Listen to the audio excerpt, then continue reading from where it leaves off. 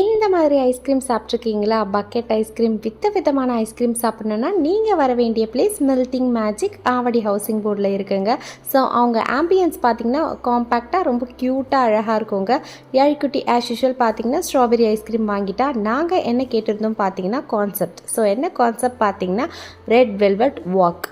நல்லா red velvet plus vanilla ice cream தாராளமாக போட்டு நிறைய இன்க்ரீடியன்ட்ஸ் அதில் ஆட் பண்ணி வாஃபலில் வச்சு கொடுத்தாங்க பாருங்கள். ஓ மை காட், அப்படி இருந்ததுங்க அந்த டேஸ்ட்டு. யம்மியாக இருந்துச்சு.